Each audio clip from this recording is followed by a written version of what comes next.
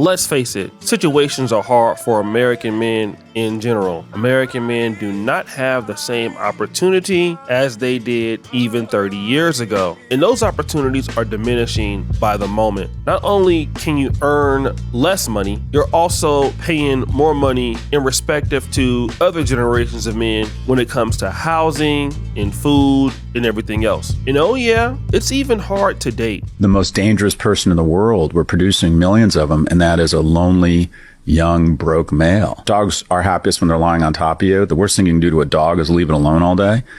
And what we're doing to young people is they are leaving others and themselves alone all day. We're separating from each other. We're becoming less social. And there's a group of men who aren't received well at school, don't find a source of pride. Auto shop, metal shop, wood shop's gone away. They go online to date. The majority of them get rejected. If you're average attractiveness in online dating, you have to swipe right 200 times to get a single coffee. If you set up 5 coffees, you'll get 1 will actually show up. 4 of the 5 will ghost you and decide later on they don't actually want to meet up. So a young man of average attractiveness in online dating has to swipe right 1,000 times. So he gets validation for 1 coffee. He gets validation that he has no worth to the other sex. He loses confidence. He starts engaging with people because he has less opportunities for random encounters where he has to develop those skills. And slowly but surely he sequesters from society, and at some point, he just is not really savable. He just never develops those skills around friendship or romantic relationships. In the United States, 1 in 7 men doesn't have a single friend. 1 in 4 can't name a best friend. In addition, marriage has become now a luxury item. If you're in the upper quartile of income-earning households, there's a 3 in 4 chance you're going to get married. Now that's American men in general. Now we're going to get specific. Black men, African American men, hashtag FBA men. Now, African American men face these issues plus more difficulty with those same things. They're number 2 in their community. They earn less money. They are less educated. And of course, they've been voting Democratic for over 60 years. But things are changing. It appears that African American men see the world different than black women. Well, why is that the case? We'll get into that in a moment, but we do understand that Republicans understand the opportunity, that black men are very disgruntled with the Democratic Party, which is why articles are coming out right now saying as much as 25% of black men under the age of 50 or 40 will be voting for Donald Trump. And the Republican Party is making its effort to get these black men. But again, why? Kamala Harris also understands this is an issue. That is exactly why she addressed black men by saying this. So I appreciate the spirit of the question, but I'll tell you, I've often been asked this question in a way that I've had to respond by first saying that I think it's very important to not operate from the assumption that black men are in anybody's pocket. Black men are like any other voting group. You got to earn their vote. So I'm working to earn the vote, not assuming I'm going to have it because I am black, but because the policies and the perspectives I have understands what we must do to recognize the needs of all communities. And I intend to be a president for all people. Specifically as it relates to what we need to do, to your point around economic opportunity.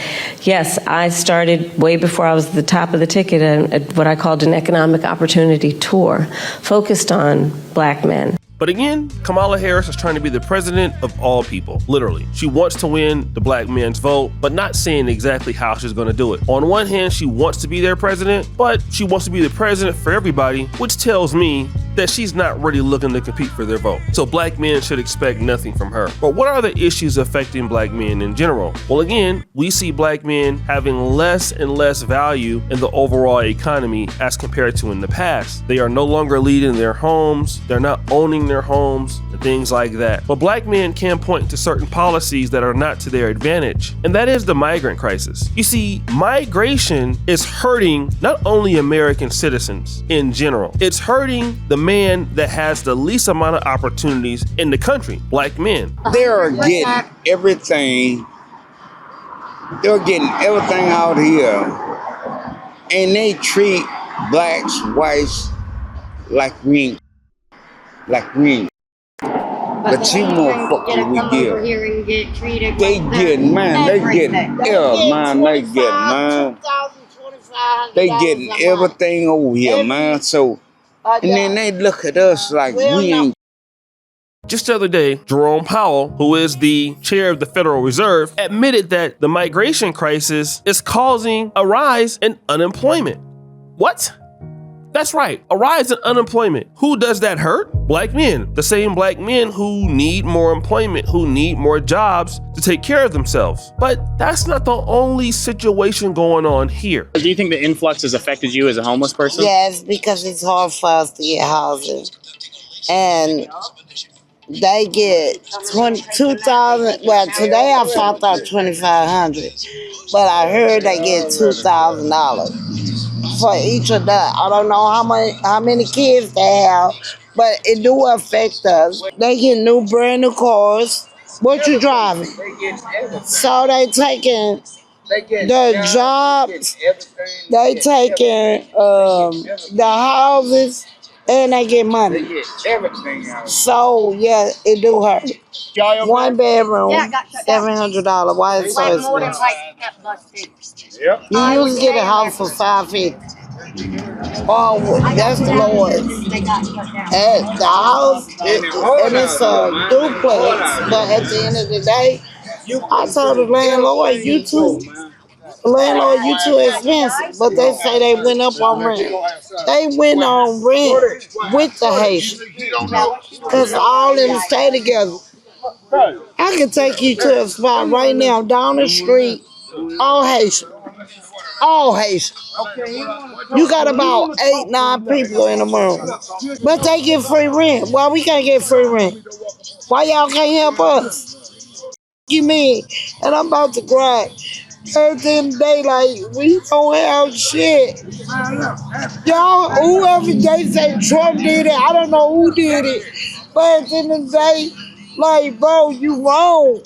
We are Americans. Here is a homeless black woman that's in Springfield, Ohio. Now, she's seeing migrants coming into the country, getting a lot of free things that she wouldn't get being a citizen. And she's not the only person that's seeing that. Black American men, African American men are seeing that. You see, even for the criminals that are coming from these migrant groups, the Venezuelans and all these other guys, you know, when they commit crimes in sanctuary cities, they almost get passes for these things. But a black man can't get a pass for those things. And that's the same situation we're talking about now. The country continues to invest in everybody else versus its men that it should be trying to take out of poverty. When we look at black men and the lack of opportunity, they get blamed for being pookies, we get blamed for being ray-rays and all of that. But at the end of the day, you get what you invest in. If you don't invest in your community or create resources for these people, this is what they're going to become. Now, it's true the black community could invest into black men and do better. That's right, we could. But it's also the government's job to try to rectify their wrong by trying to invest in black men so they don't go wayward. And we've already known how the governments, especially Democratic governments, have broken up black families, broken up homes, and diminished men. We all know about the 1994 crime bill. Instead of,